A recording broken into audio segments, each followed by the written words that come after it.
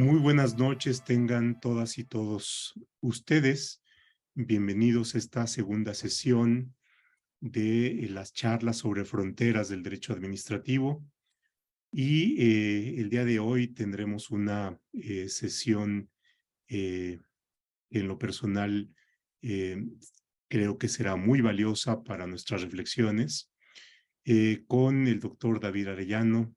Profesor Arellano, bienvenido y muchas gracias por haber aceptado esta invitación. Placer. Eh, ¿De qué va a tratar esta sesión? Tiene en principio un extraordinario motivo, que es uno de los más recientes libros del profesor David Arellano, espero que se vea bien, que se llama Las trampas de la decisión, editado por Fontamara, y que tiene como subtítulo O cuando los gobiernos y las organizaciones marchan casi gustosos al precipicio. ¿Por qué es que esta obra tiene, creo que una relevancia no solamente por sí misma y en la disciplina dentro de la cual se adscribe, eh, en particular para quienes desde el derecho trabajamos el derecho administrativo?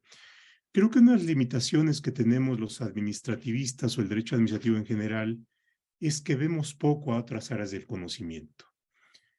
Y a pesar de que trabajan sobre el mismo objeto desde distintas perspectivas, tales como las políticas públicas, las teorías de la organización, las teorías de la gestión administrativa, las distintas aproximaciones sobre gobernanza, en el derecho administrativo vemos poco y normalmente hemos caído, usualmente caemos en círculos en los cuales nos alimentamos mutuamente y con esto también evitamos enriquecer nuestro aparato analítico, y creo que una de las tareas es romper esta limitación. Y por supuesto, si el título es Las fronteras del derecho administrativo, los temas fronteras del derecho administrativo, tenemos que asomarnos a otros territorios.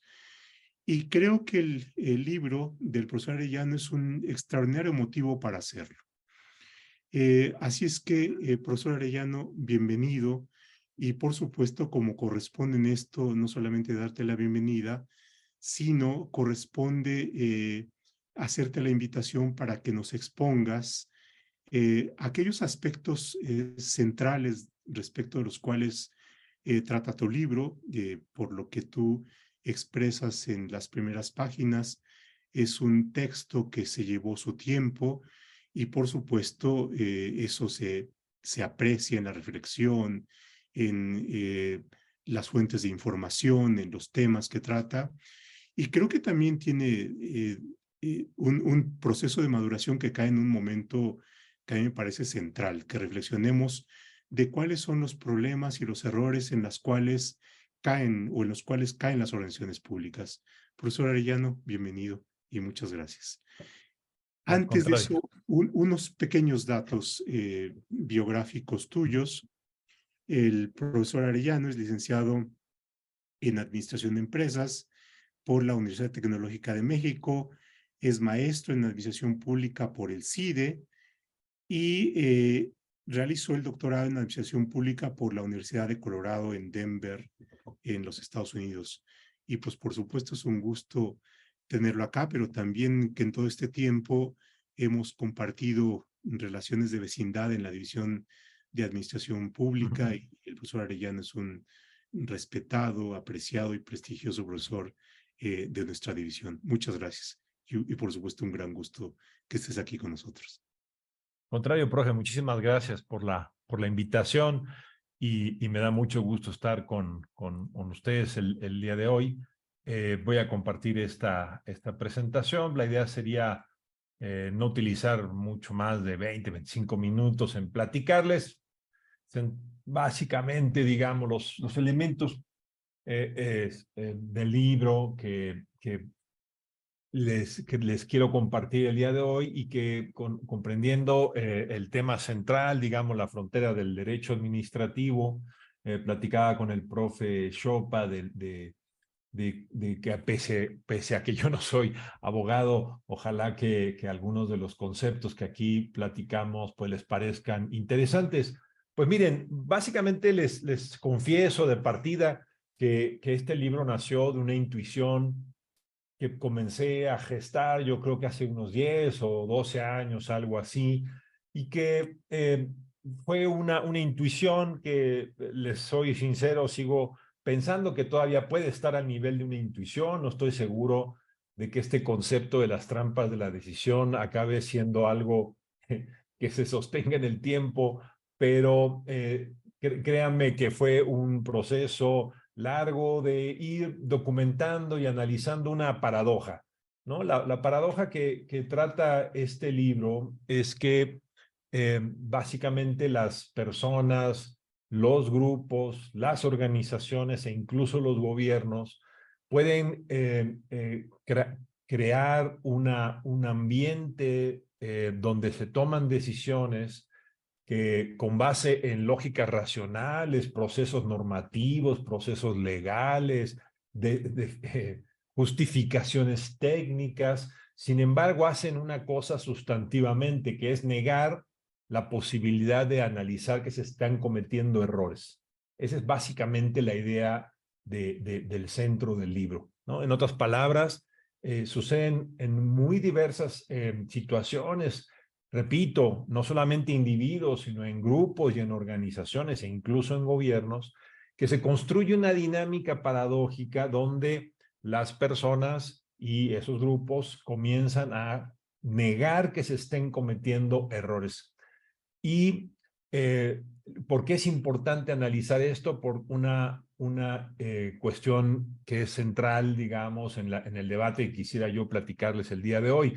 Para que se niegue el error, se tiene que ser proactivo. Eso es un punto que va a aparecer de manera recurrente en la secuencia de esta paradoja que llamo las trampas de la decisión. En otras palabras, todos cometemos errores, pero el asunto es que muchas veces cuando cometemos errores, lo que hacemos es negarlos, y para negar esos errores y para no sentirnos afectados porque nos estén diciendo que estamos cometiendo errores o darnos cuenta que hemos ido por un camino equivocado, entonces tenemos que ser proactivos y construir una cantidad importante de esfuerzos para negar que el error se está cometiendo y continuar en el camino, y de ahí esta figura también metafórica de caminar hacia el precipicio. Entonces, esta es la intuición que me llevó durante muchos años a seguir con este tema, y les platico que fui, digamos, recolectando una serie de ideas que me llevó a un reto, y esa fue una de las razones por las cuales probablemente más me tardé en decidir si valía la pena o si yo podía y tenía la capacidad de escribir un artículo o un libro al respecto. Me fui dando cuenta que este asunto, que aquí voy a llamar los errores de clase 2, no es que yo los haya inventado ni haya sido el primero en estudiarlos. Al revés, lo que yo fui observando en estos años de trabajo fue que los errores de clase 2 en realidad ya estaban estudiados de manera muy amplia por muy diversas disciplinas: la teoría de la organización, la administración pública, la sociología, la ciencia política, la antropología, la psicología, la psiquiatría, la historia incluso. Habían ya en realidad incorporado el análisis de lo que aquí llamo el error de clase 2, y sin embargo el asunto es que son disciplinas. Espero que mi libro resuelva un poquito el asunto. Son disciplinas que no habían dialogado entre sí, es decir, cada una estaba estudiando desde su campo de estudio los errores de clase 2 sin llamarles errores de clase 2. Y lo que hago en el libro, en realidad, soy sincero, yo no invento nada, ¿no? Ni descubro nada, sino más bien lo que este libro trata de hacer es crear los puentes para hacer que estas disciplinas diversas dialoguen y podamos observar si esto que acá llamo los errores de clase 2 existe. ¿Cuáles son los errores de clase 2? Bueno, los errores de clase 1 son: los seres humanos cometemos errores. Es normal, es lógico. Nos equivocamos, el contexto es complejo, el entorno se nos mueve, nuestras técnicas, nuestra información no es suficiente o creíamos que es suficiente, empezamos a recibir señales del entorno de que no vamos bien y entonces aceptamos, aprendemos y corregimos. Los errores de clase 2 son absolutamente normales, es algo que hacemos y que nos sucede, y el sentido común nos dice hay que aprender de los errores. Los errores de clase 2 suceden en una lógica paradójica. Ya sea la persona, el grupo o la organización, construyen una argumentación y construyen una serie de sustentos para negar que se están cometiendo los errores. Es decir, recibimos señales de que el entorno nos dice que probablemente no vamos por el buen camino, que lo que estamos buscando no lo vamos a lograr y que incluso vamos en un mal camino. Y entonces eso genera una reacción paradójica que es, no, yo estoy bien, no, la organización está bien, no, nuestro grupo no se puede equivocar. Y para evitar el dolor de aceptar el error o arriesgarse a pensar que el error se va a corregir en el tiempo, comenzamos a construir elementos para que esa negación del error se sostenga en el tiempo, se normalice, se haga algo que se sostiene establemente. Es una paradoja terrible porque lo que sucede es que uno proactivamente niega el error y crea las condiciones para que uno continúe caminando paradójicamente, probablemente al precipicio. Bueno, lo que yo les quiero decir es que si ustedes dicen, qué cosa más rara, es una paradoja muy extraña, debe de suceder muy poco, lo que yo fui encontrando a lo largo de los años es que la literatura que habla de los errores de clase 2 es enorme. Hay una enorme cantidad de literatura que va de cuestiones organizacionales como el Ford Pinto o Enron, a cuestiones ya más de organizaciones públicas, por ejemplo, el desastre del Challenger y la NASA, decisiones gubernamentales de alto octanaje, como sería la invasión de Bahía de Cochinos por parte del gobierno de Estados Unidos en la década de los 60, crisis y desastres de a de veras, como serían en las plantas nucleares, e incluso decisiones históricas de largo plazo, como pueden ser, digamos, los famosos ejemplos del gran salto adelante de Mao y la revolución cultural que llevó a la muerte a millones de personas en China, o pues ya ejemplos más famosos y que son más de sentido común, como el caballo de Troya o como Moctezuma aceptando la entrada del pequeñísimo ejército de Cortés a Tenochtitlan. Bueno, pero estos son, créanme, una pequeñísima muestra de la literatura que habla de los errores de clase 2. En todos estos casos que les acabo de decir, es un grupo, una organización, un gobierno, un grupo de personas que hacen todo lo posible para continuar en el error a través de crearse un velo que los enceguece evidentemente y que los hace continuar en el error. Y estamos hablando en todos estos casos de personas pensantes, racionales, muchas veces con técnica, con conocimientos de la normatividad, conocimientos de la tecnología, es decir, la racionalidad y la inteligencia no fueron suficientes para evitar el error de clase 2. La otra cosa que ustedes pueden observar es que los errores de clase 2, yo por lo menos me estoy convenciendo cada vez más que no son de países capitalistas o socialistas, no son de países democráticos, autoritarios, no son de norte o sur, no son de oriente o occidente. Los errores de clase 2 son universales, pasan en cualquier tipo de organización, en cualquier tipo de gobierno. No hay vacuna general, ni política, ni técnica, ni organizacional contra los errores de clase 2. Y si esto llega a ser cierto, insisto, es una intuición que sustenta el libro, si esto llegara a tener algo de razón, pues implica, creo yo, pues que es un tema importante analizar. ¿Por qué como personas inteligentes, como gente en organizaciones capaces, con técnica, con razonamiento, con normas, con leyes, pese a ello y con ello, somos capaces de caer en las trampas de la decisión, es decir, en la continuación de los errores de clase 2? Bueno, entonces, bueno, la intuición de esta idea de por qué llamarles trampas ha sido como todo un proceso de descubrimiento y digamos que sí es una metáfora, pero creo que es una metáfora que puede explicarse. Creo yo que los errores de clase 2, este velo que se construye, que se autoutiliza, ¿no? La gente utiliza este velo y se lo pone felizmente para negar el error. Bueno, es una trampa porque aceptar los errores duele, digamos, es algo que individual, grupal y organizacionalmente, psicológicamente, políticamente es entendible que aceptar que se están cometiendo errores duele, es algo que no es fácil de aceptar. Y entonces la idea de la trampa es porque las trampas son seductoras, ¿no? La idea de la trampa para que funcione, una trampa que es evidentemente una trampa no funciona, es algo que tiene que estar oculta, tiene que seducir, tiene que ser atractiva y la tercera característica que yo he encontrado y que se discute en el libro es que es algo que se va avanzando poco a poco, se va cayendo, hagan de cuenta, como en una resbaladilla, poquito a poquito se van creando justificaciones, se van creando racionalizaciones, se va normalizando el error y muchas veces cuando la gente o el grupo o la organización ya realmente está muy cerca del precipicio, es muy difícil ya cambiar.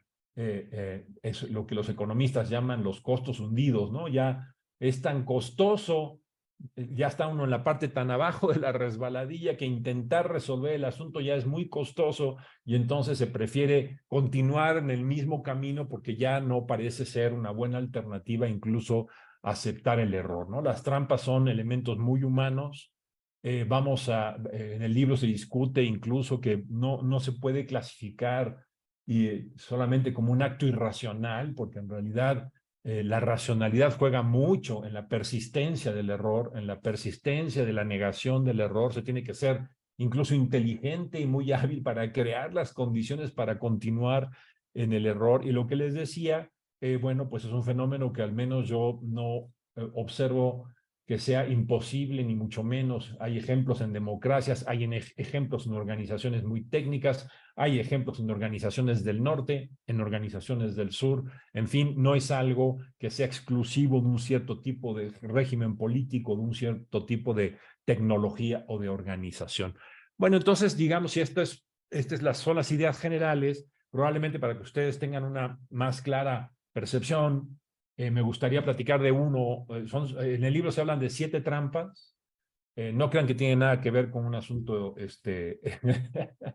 religioso, ni mucho menos. En realidad, creo yo que estoy ahorita estudiando otras 2 trampas, podrían llegar a 9, aunque todavía no estoy muy seguro, tengo que seguirlo documentando. Pero de estas 7 trampas me siento bastante, digamos, cómodo de que las puedo defender y las puedo argumentar con la literatura. Debo de insistir que yo no soy psiquiatra, yo no soy historiador, yo no soy antropólogo, digamos, entonces yo también he avanzado con pies de plomo en el análisis de cada una de estas trampas porque son estudiadas por muy diversas disciplinas y pues yo no me puedo creer experto ni mucho menos en todas estas disciplinas que han tratado el tema y entonces he tratado de ser muy cuidadoso al respecto para no asumir que entiendo perfectamente las complejidades que cada una de las disciplinas que han estudiado las trampas han involucrado en ella. Entonces me gustaría de las 7 trampas platicarles de 2, probablemente de 3 trampas para básicamente que ustedes tengan un sentido mucho más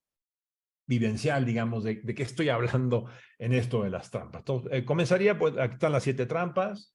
Les digo, son trampas estudiadas por muy diferentes disciplinas, teoría de la decisión, psicología de grupos, teoría de la organización, política pública, ciencia política, historia y psiquiatría, en este caso, ¿no? Como es el caso del Hubris.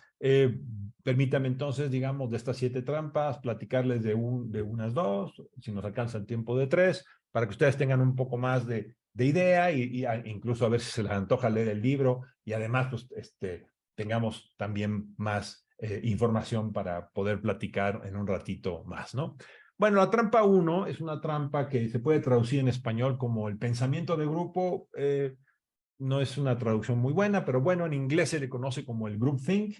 Es una El groupthink es un fenómeno que ha sido estudiado desde la década de los 70. Ninguna de las cosas que voy a hablar acá, por cierto, son algo enormemente novedoso de los últimos 10 años. Muchas de estas trampas en realidad han sido estudiadas hace décadas. El groupthink ha sido estudiado desde la década de los 70 por análisis de dinámicas de grupo, psicología de grupo. ¿Y cuál es la lógica del groupthink? Bueno, la lógica del groupthink es los grupos, cuando se tienen que armar grupos para tomar decisiones, en una organización, en un gobierno, en una empresa. Bueno, la lógica de los grupos inmediatamente lleva a la dinámica de la cohesión, ¿no? Las personas en un grupo, lo primero que observan es que son diferentes o están separados de los que están fuera del grupo, ¿no? Los que estamos dentro del grupo nos identificamos, los que están fuera del grupo son otras personas, y entonces los que estamos dentro del grupo tenemos una misión, y esa misión es tomar una decisión, resolver un problema, enfrentar una crisis, y entonces la fuerza lógica, racional, psicológica, comportamental de los grupos es generar cohesión. Sin cohesión no hay grupo. Pero entonces ha sido analizado que hay un punto de inflexión en ciertos momentos de ciertos grupos donde la cohesión se genera en exceso.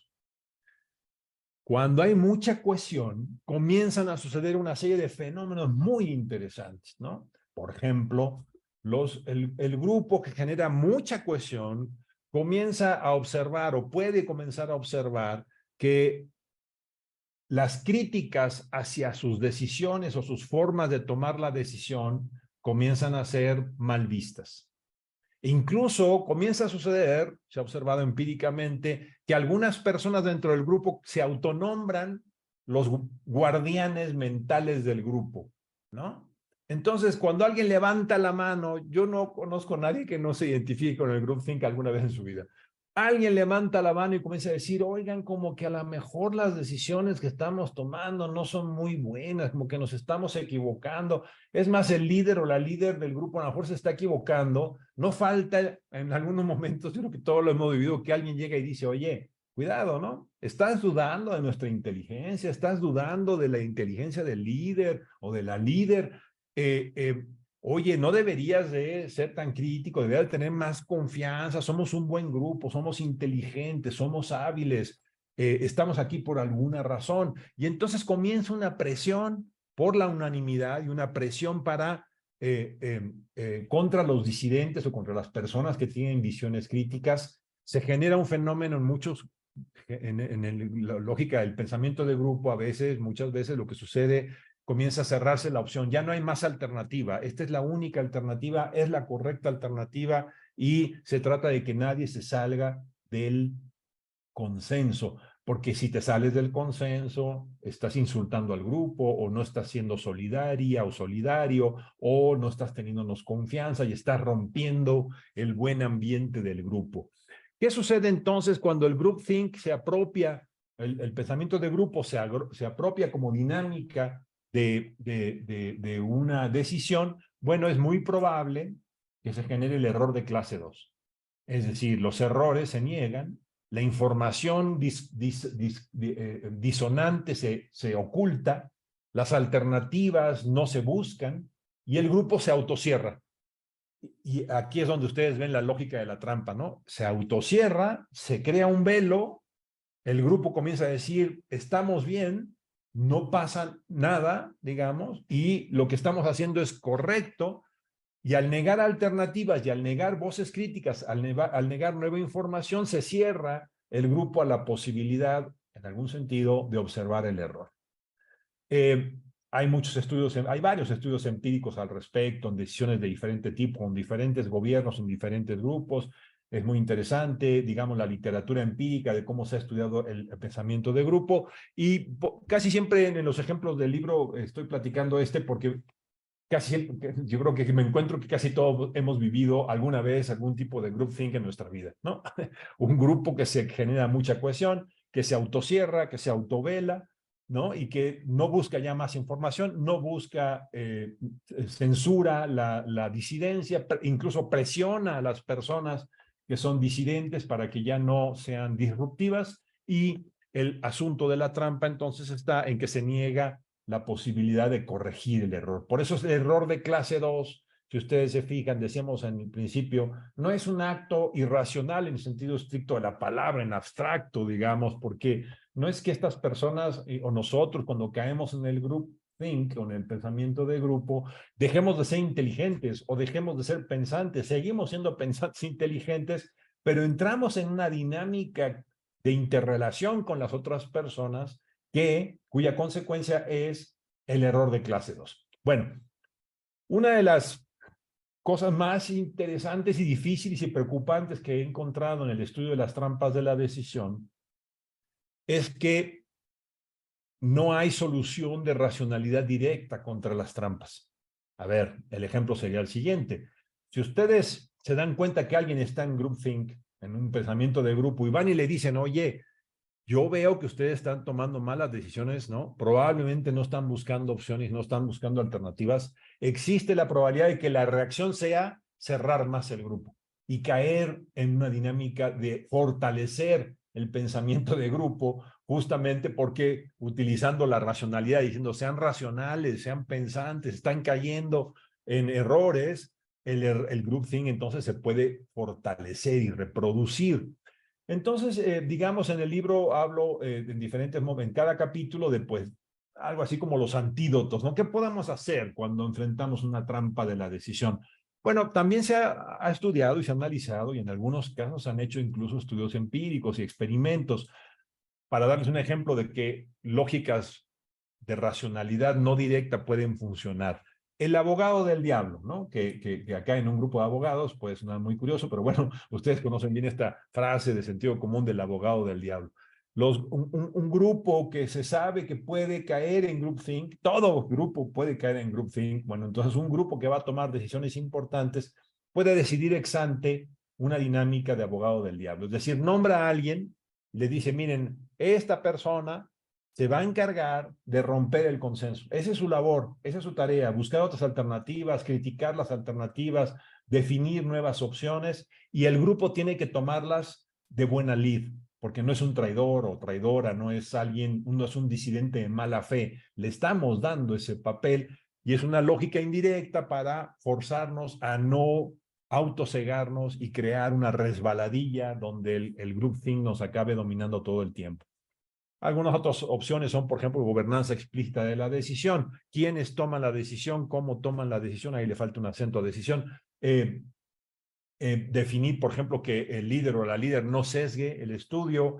Se han hecho experimentos, por ejemplo, de que el líder o la líder no dice de partida qué preferencias tiene sobre las alternativas, divide en diferentes grupos y los pone a luchar con diferentes opciones y no les dice sino hasta el final su pensamiento y la opción que prefiere con el fin de no sesgar el punto. En fin, hay varias opciones, ninguna de ellas son varitas mágicas, ustedes se fijan, no son soluciones instrumentales de racionalidad directa, todas ellas son cuidemos el disenso también, ¿no? El consenso y la cohesión es muy importante, pero el disenso también, el obtener alternativas e información discordante evitan caer en el groupthink, evitan que caigamos en la trampa y entonces necesitamos crear estas salvaguardas, estos antídotos para enfrentar estas dinámicas. Bueno, esta es la trampa número 1, es la misma lógica, está para cada una de las trampas. La trampa 2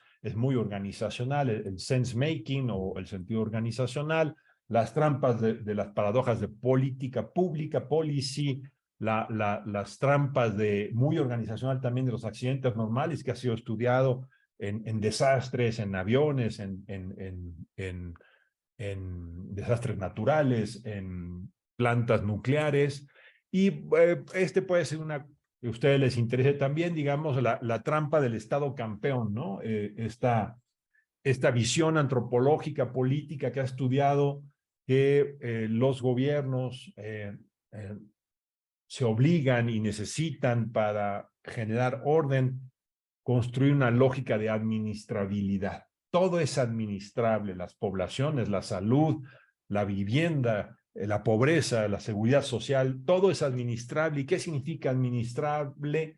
Bueno, pues significa simplificar, clasificar, esquematizar. En otras palabras, los estados se obligan a ser administrable y los estados o los gobiernos, pues, acaban convirtiendo a los sujetos, a las poblaciones, a las localidades en algo administrable, por lo tanto clasificable, por lo tanto esquematizable.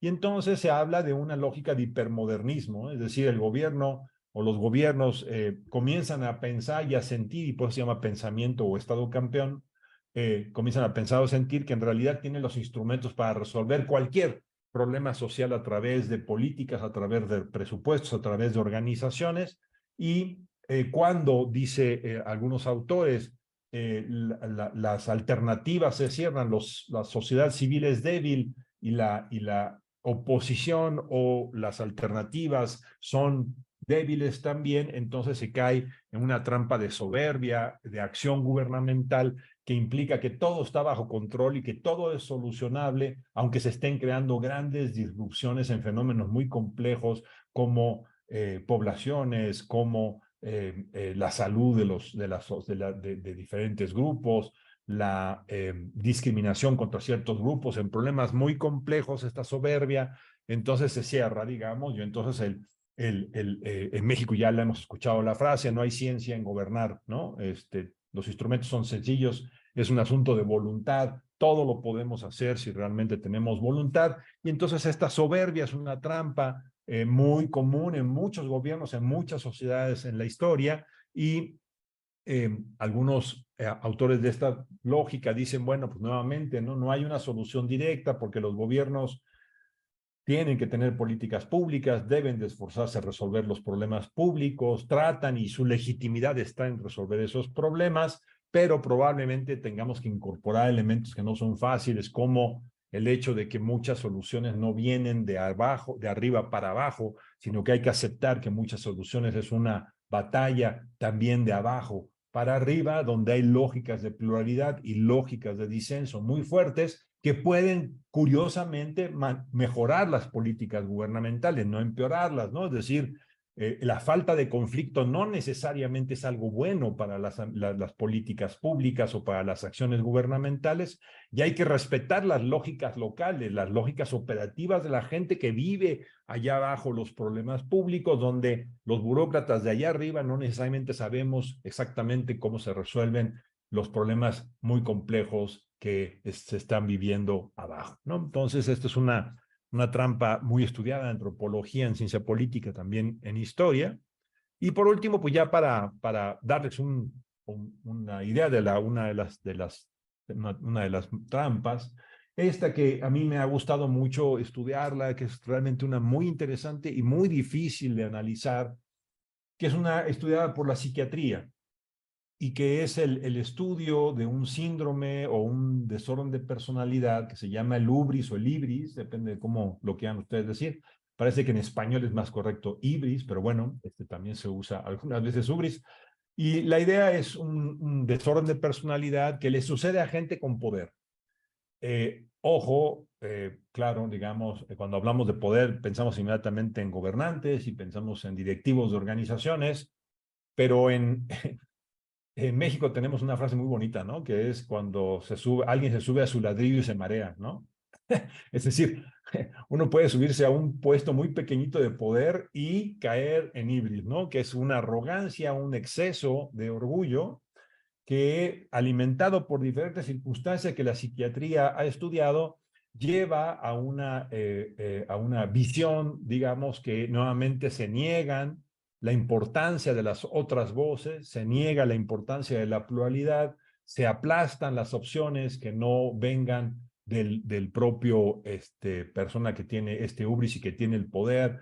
Si se suman los psicofantes, o sea, los barberos, como le decimos en México, peor tantito, se cierra más el círculo, ¿no? Hubris con groupthink se juntan y entonces se generan graves fallas. Sobre todo, lo que se ha estudiado es que el hubris a nivel, por ejemplo, de organizaciones y de gobiernos, genera incompetencias, mesianismo y una capacidad operativa nula, digamos, ¿no? O muy baja, porque justamente los detalles no importan, porque la operación no importa, porque los detalles no son lo más, los detalles técnicos y de implementación y de ejecución no parecen ser los más importantes, y entonces se cree que por la buena voluntad o por la genialidad de la persona que tiene el poder, todo se va a resolver.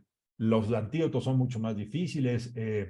Digamos, algunas personas han dicho, pues deberíamos, por ejemplo, en el caso de los gobernantes, exigir certificados de salud, ¿no? Algunos dicen, bueno, eso sería una cosa tal vez contraproducente, ¿no? ¿Quién puede exactamente saber qué es salud? Y por cierto, IBRIS no es una enfermedad, ¿no? El IBRIS es un síndrome, no es algo que se pueda curar con una medicina, con una varita mágica, y no es algo que sucede eternamente. Alguien puede tener, se ha estudiado, ¿no?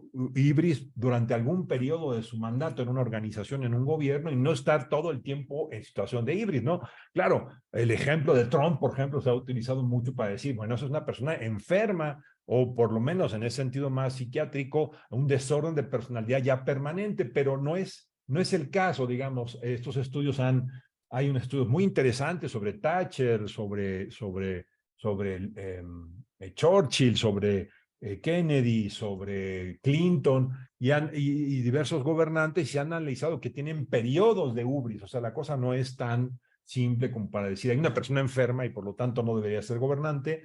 Y parecía ser, dicen algunos psiquiatras, que además el poder es algo que tiene algo de locura, ¿no? Y digamos, cuando uno elige una persona, dicen, pues no buscamos elegir a pusilánimes, ¿no? Queremos personas que tengan visión, empuje, energía, y entonces estamos eligiendo personas que les gusta el poder y estamos eligiendo personas que tienen esa energía y ese empuje, que algo de ubris o de ibris tienen. Entonces tampoco es una solución muy directa o muy racional la que podemos tener en nuestras manos. Bueno, esta es básicamente la idea, digamos, del libro. En el libro se recorren las 7 trampas y en algún punto no es el pesimismo, creo yo, lo que permea, espero yo. No sé qué opina el profe Chopa, ya me lo dirá. No es el pesimismo lo que permea, sino la idea justamente de que estos elementos de las decisiones de errores, los errores de clase 2 en este caso, no deben de ser barridos vergonzosamente debajo de la alfombra, ¿no? Sino lo que tenemos que hacer es más bien estudiarlos, comprenderlos, saber que todos podemos caer tarde o temprano como grupo, como organización, como personas en varias de estas trampas, y que no tenemos una salida fácil, pero sí tenemos una salida que habla de canales de crítica y de duda permanente, mecanismos de decisión más compartidos, aceptar la incertidumbre y el error en la política como parte normal del proceso, saber que las acciones son contextuales, es decir, tenemos que estar revisando los efectos concretos que vivimos en ello, y que la operación, los detalles operativos acaban siendo muy importantes, ¿no? Concentrar el poder, aplastar las voces plurales, obcecarnos ideológicamente, hacernos ilusiones de la unicidad o del consenso perfecto o de la unanimidad, pues parecían ser todos elementos que alimentan las trampas de la decisión. Y por lo tanto, creo yo que, digamos, el libro termina con una nota no pesimista, sino con una idea digamos, de que tenemos formas, siempre y cuando, digamos, seamos capaces de aceptar estas paradojas, entenderlas y encontrar que las soluciones también tienen algo de paradójico y también algo de imperfectas, ¿no? No hay una varita mágica en problemática, en estas problemáticas muy interesantes y muy directas y muy vivenciales que pueden estar significando las trampas. Bueno, entonces haría eso, profe Chopa, espero no me he pasado mucho, pero dar una idea como para que podamos platicar y discutir sabroso, ¿no? Gracias, profe.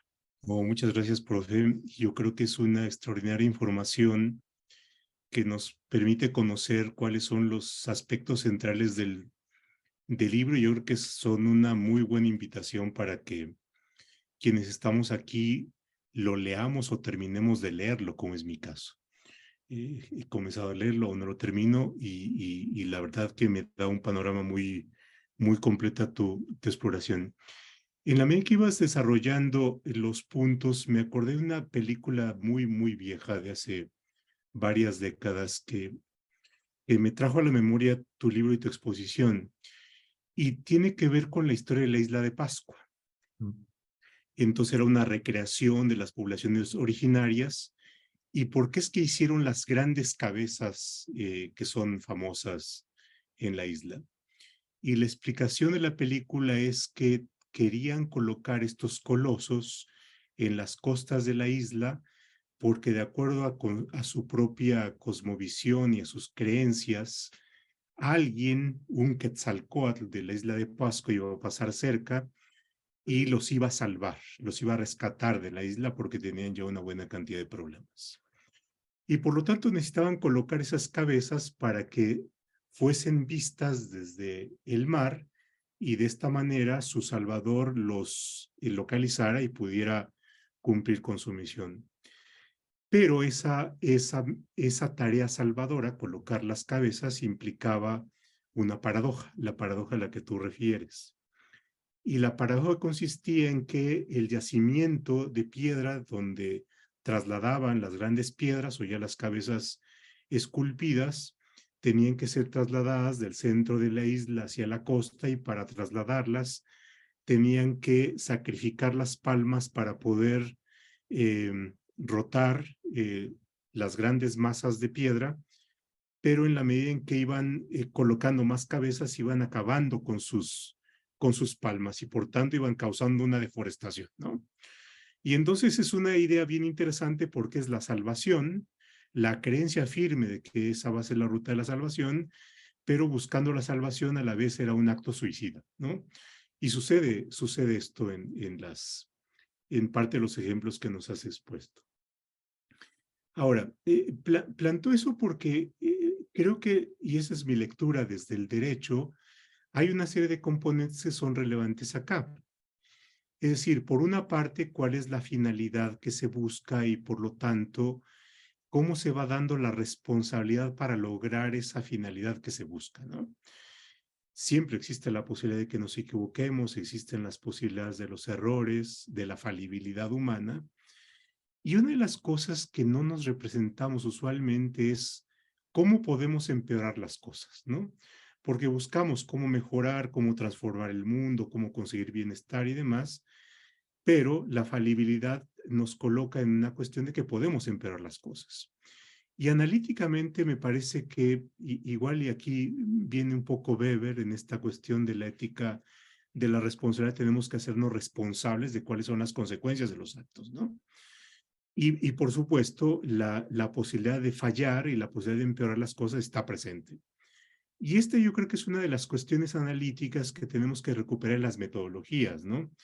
Cuando hacemos una propuesta de reforma legislativa o bien llevamos a cabo un procedimiento para tomar una decisión administrativa, una compra, la construcción de una infraestructura, la expropiación de un bien, la decisión de llevar a cabo una medida en el gobierno municipal, estatal o federal, es cómo podemos empeorar las cosas, ¿no? Y yo creo que es una de las partes, al menos yo lo he visto en algunas metodologías como las del problem solving, y es, si vas a tomar una decisión, hazte responsable de las consecuencias y plantea cómo podrías empeorar las cosas.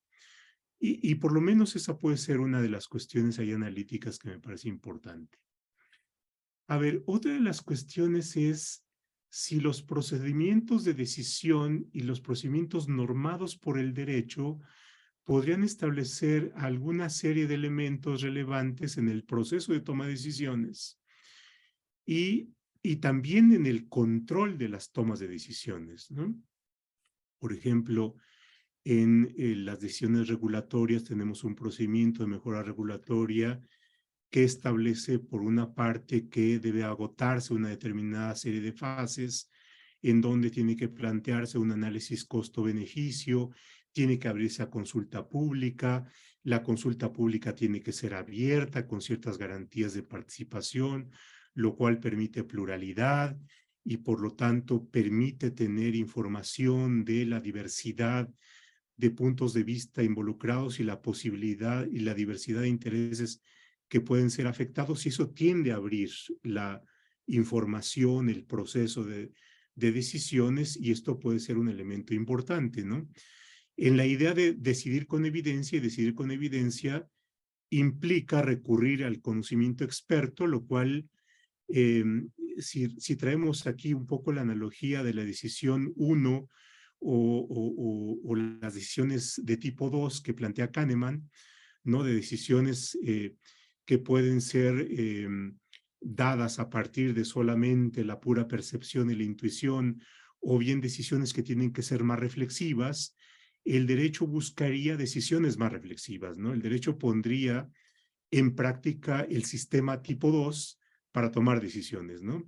Y entonces ahí el derecho va estableciendo una serie de causas, de límites, de pasos necesarios, es decir, de una maquinaria que enfría las decisiones, ¿no? Si es que se respetara. Pero junto con eso viene el problema de las excepciones, ¿no? Y por supuesto, los gobernantes pueden tener la propensión a buscar las excepciones, a buscar la fuga de controles, y eso puede plantear un escenario más propicio para que se den, para que se den en mayor magnitud estos errores, ¿no? Entonces, ahí viene una cuestión, porque el excepcionalismo puede socavar las bases de racionalidad en el proceso de decisión y por lo tanto también la fuga de los controles. Y ahí hay una parte relevante. Ahora, otra cuestión que también me llevó a la reflexión, su trabajo, profe, es lo que pasa en las organizaciones. Eh, Comentábamos antes de iniciar esta plática un libro de Sunstein que tiene ya una traducción al castellano que se llama Conformidad, al menos es el título de Conformidad. Y lo que plantea es esto, ¿no? Cómo en las organizaciones públicas se puede dar una ola en la cual tiende a eliminarse la disconformidad y tienden a generarse estas olas, estas cascadas, le dice él, de corrientes de pensamiento, de opinión, así como los trending topics al interior de las organizaciones, en donde lo relevante es estar con el trending topic, ¿no? Y por lo tanto eso genera un comportamiento de manada.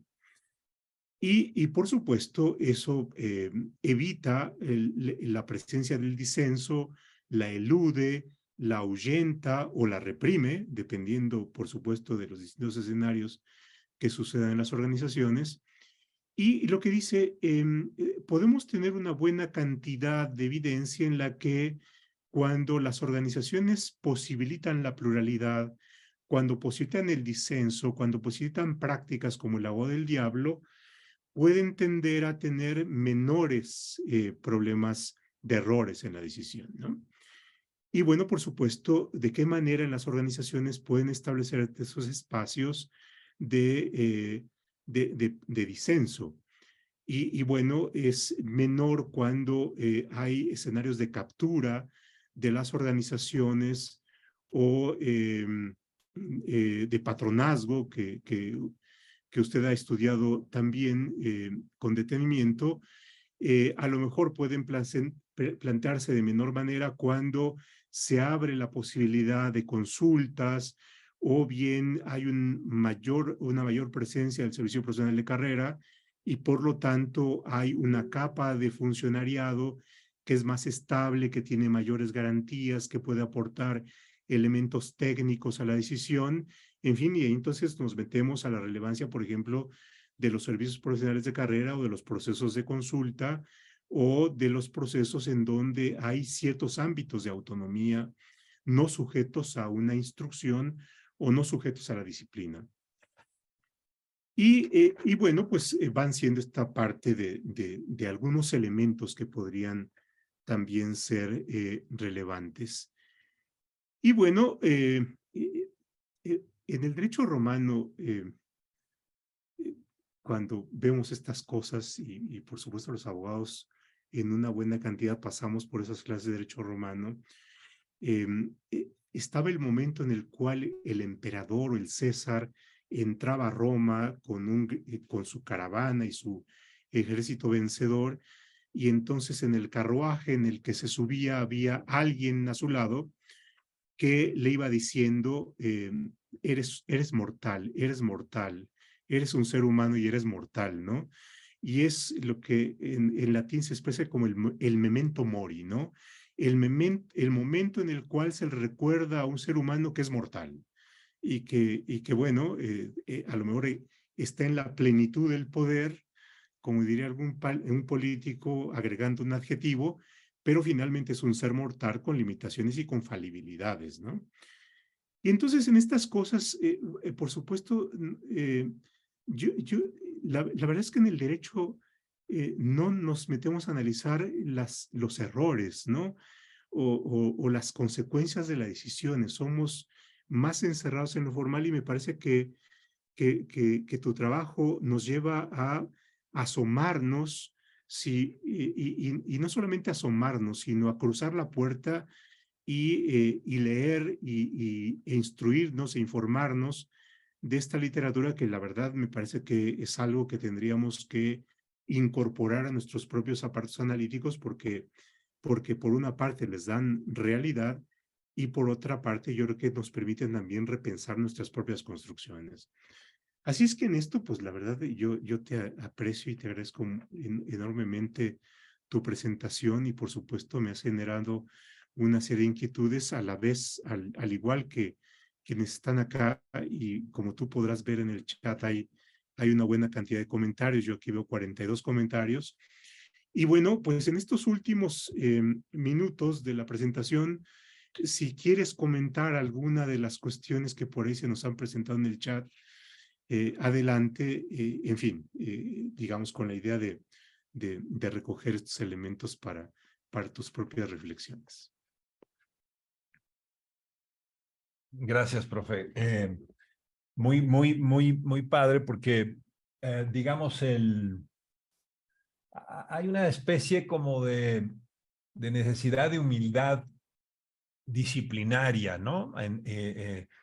Tú la estás refiriendo al derecho, yo la veo muy claramente en la nuestra política pública, administración pública, donde yo me muevo, incluso cuestión organizacional. Sabemos bien que el error es castigable, ¿no? El error es razón para perder votos, el error es razón para no ser confiable como político o política.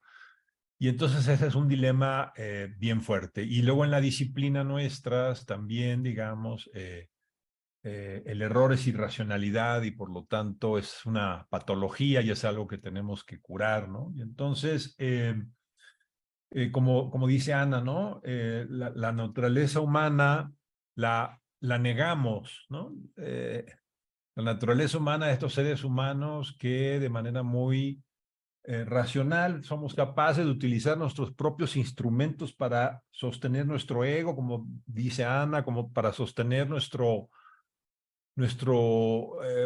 ilusión de que vamos por buen camino y de que no estamos cometiendo errores. Y entonces, si nosotros decimos, esos son patologías, es una vía que ya hemos experimentado por 250 años de modernidad. Y yo creo que cada vez hay más y más literatura y más evidencia empírica y más perspectiva de que es nuestra propia racionalidad muchas veces la que nos lleva a cometer los errores, ¿no? Alguien estaba, yo obviamente no soy abogado, pero no sé, profe, ¿tú qué piensas de la pregunta de Gerardo, no? Los estándares probatorios en los procedimientos son un campo fértil para este tema, ¿no? El propio uso de la racionalidad en contextos grupales, organizacionales, con ciertas características y ciertos mecanismos humanos psicológicos como el ego o como la ocultación, digamos, de los errores, puede llevar a que utilicemos nuestros instrumentos para seguir en el error. Un poco creo que las 7 trampas lo que nos están diciendo es, no son patologías que son resolubles, es la propia lógica. Por ejemplo, el groupthink. Sin cohesión no hay grupo, pero la cohesión te puede llevar a la cerrazón, ¿no? Sin administrabilidad no hay Estado, pero la administrabilidad te puede llevar a la soberbia. Sin impulso y energía política no hay actor político, pero eso te puede llevar al hubris. Es decir, no es que haya que quitar una enfermedad, sino es nuestra propia racionalidad y nuestra propia naturaleza humana y nuestros propios instrumentos los que nos ayudan a caer en las trampas. Y eso es lo interesante. No sé qué opinas de esa parte, ¿no? Que dice Gerardo de los estándares probatorios. Sí, por supuesto, y saludos a Gerardo, que es un abogado, juez administrativo en su biografía de vida de Yucatán. Y por supuesto, porque uno de los elementos centrales en la prueba es cómo evitamos los falsos positivos o los falsos negativos, ¿no? Ujú, ujú. Esto es, si algo adquiere un valor probatorio a tal grado de condenar a alguien, ¿cómo es que evitamos mandar a la cárcel al inocente? ¿No? Mm. Y por lo tanto, eso implica ver la diversidad de elementos con los cuales se pueden hacer errores o podemos tener errores en el juicio. Y por lo tanto, ese es uno de los elementos centrales. ¿De qué manera minimizamos la probabilidad de errores en la valoración de prueba y que alguien inocente termine en la cárcel o destituido o inhabilitado en un cargo público o condenado a pagar una determinada cantidad de dinero? Y ahí tenemos que, que admitir que puede haber un error, pero cómo podemos minimizar el error, ¿no? Diría ahora en esta cosa del juicio del exsecretario de Seguridad en los Estados Unidos, cómo es que se supera el estándar de prueba más allá de la duda razonable, ¿no? Mm. Y por lo tanto, en esto de la razonabilidad de la duda, también tenemos que distinguir la duda irrazonable, ¿no? Mm. Y entonces nos vemos ahí, ¿no? Y yo creo que en por supuesto, la prueba y los errores en la misma tienen un contexto distinto, que también quizás pudieran tener ahí sus propias trampas. Y aquí vemos las trampas que en la organización se pueden dar en la toma de decisiones y decisiones que pueden tener efectos muy, muy fuertes. En el caso de un proceso y en el error de la prueba, bueno, el error del juez o del órgano administrativo recaerá sobre ese caso, sobre esa persona, sobre ese asunto, sobre ese interés. Los errores organizacionales como los que planteas pueden tener efectos expansivos de millones, ¿no? Sí. El error que tuvo Mao y que provocó la hambruna es un ejemplo impresionante de la magnitud que pueden tener esos errores, ¿no?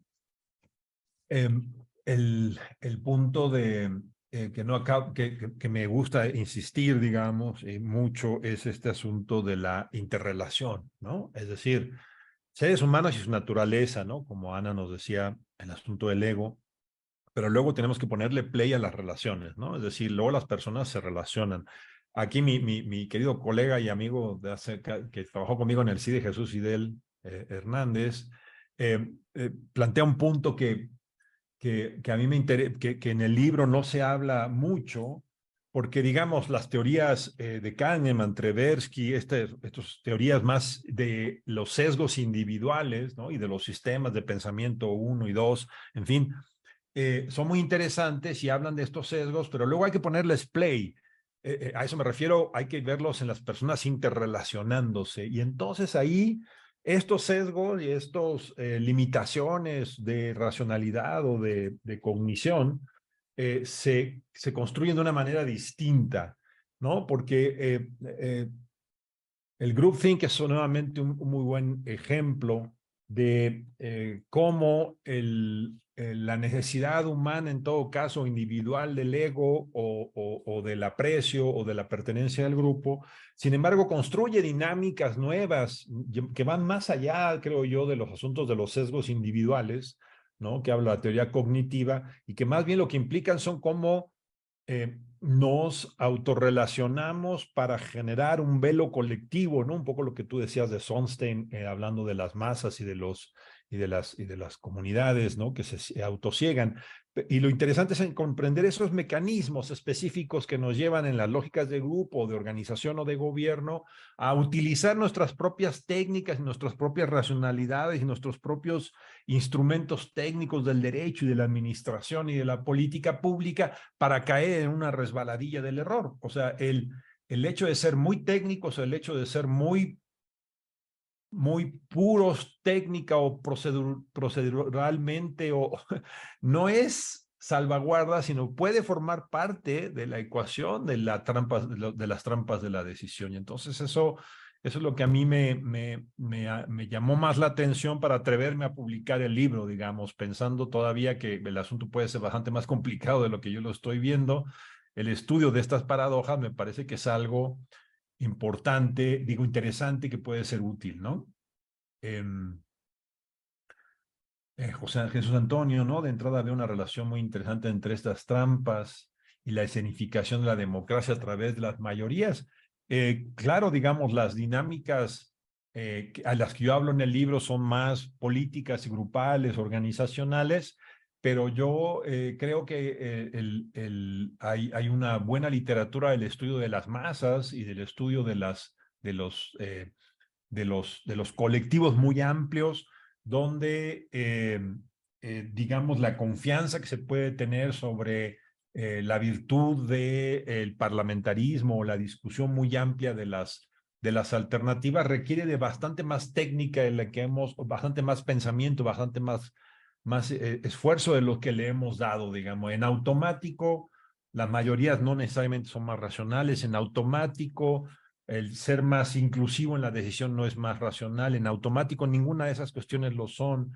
Requieren de más detalles, ¿no? Estoy de acuerdo, José Antonio, que hay que meterle todavía el diente más ampliamente a ese punto. Y aquí Francisco Javier Lizárraga, Uh-huh. desde Sinaloa, tiene un comentario, dice, para minimizar el error en toda actividad que implique juicio humano, es necesario que apliquemos auditoría del ruido para conocer cuál es el origen del problema actualmente, en qué institución pública mexicana se estaría implementando auditorías del ruido para resolver problemas públicos. Buena pregunta. La pregunta me lleva a Buena este pregunta. librito sobre el ruido de Sonstein, en fin, pero no sé, yo no conozco de algún caso de No auditoría del ruido. conozco. Porque esto, digamos, yo creo que hemos utilizado, o sea, nuestras disciplinas, al menos administración, políticas públicas, nos ha llevado más bien a una visión más tecnocrática, si me permiten la palabra, del asunto, ¿no? Si algo falla, es un error, y si es un error, se puede resolver racionalmente. Y entonces, la introducción del error como parte de la decisión de política pública o de política en general o de organizaciones, generalmente se ha visto como algo negativo, ¿no? El error es castigable, el error no debe de aceptarse.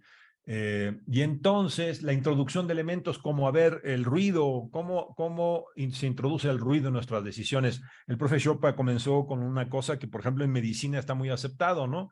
Al menos no generes más daño.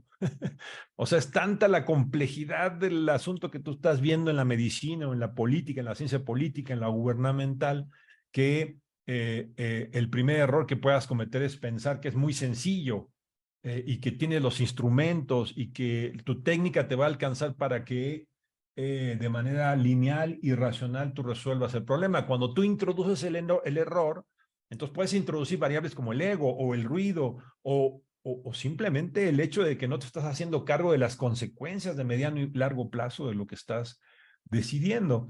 ¿Qué se necesitaría? No sé, Francisco Javier, ¿qué se necesitaría para hacer este cambio cultural y conceptual que nos permitiera comprender el error en esta otra lógica y no el error como algo que es castigable y algo que tenemos que eliminar de nuestra vida si queremos resolverlo? Yo digo, una democracia y las democracias liberales pues están construidas de partida en la aceptación del error perenne, ¿no? Y justamente por eso tenemos pesos y contrapesos y por eso tenemos mecanismos que alentan las cosas y por eso tenemos ideas como el Estado de Derecho que nos están diciendo no hay varita mágica, no hay una manera, no hay alguien que tenga la varita mágica de decirnos hay un solo camino correcto y por lo tanto el no monopolio de la verdad y por lo tanto el no monopolio en la idea de que el error es perenne y sistemático, pues es parte de nuestra libertad y de la garantía de nuestra libertad en una sociedad democrática. Entonces, pues sí, Francisco Javier, es una de las preguntas más difíciles que yo me he encontrado en el camino, ¿no? ¿Cómo hacer que el error, el ruido, la irracionalidad, las emociones, el ego, entren de manera endógena en nuestro análisis y no como patologías? Porque, porque finalmente es parte de la normalidad, ¿no? Es decir, Claro. los seres humanos somos... Claro, o sea, ¿por qué hemos barrido debajo de la alfombra vergonzosamente cosas que son de nuestra lógica de humanos, de grupo, de ego, de emociones, de errores, de... No, es muy curioso que hayamos negado por tanto tiempo la importancia de estudiarnos en esta dinámica, ¿no? Claro. Querido profe, qué rápido se nos pasó el tiempo, Muy ¿no? bien, La verdad ¿no? está Padrísimo, sabrosa muchas la gracias, plática profe. Muy padre y las muchas preguntas, gracias gracias. por las preguntas de nuestros acompañantes en esta sesión. Eh, pues no me queda más que agradecerte tu generosidad Muchas gracias a por ustedes. haber aceptado esta invitación y la verdad nos dejas muchas cosas en la cabeza y qué bueno que así sea. Y profe, pues nos despedimos con esta, Muchas gracias. saludando por ahí en el CIDE. Muchas gracias a todos, que tengan muy buena noche. Buenas noches, muchas gracias. Gracias. Bye bye, profe, cuídese mucho, abrazo. Igual, igual.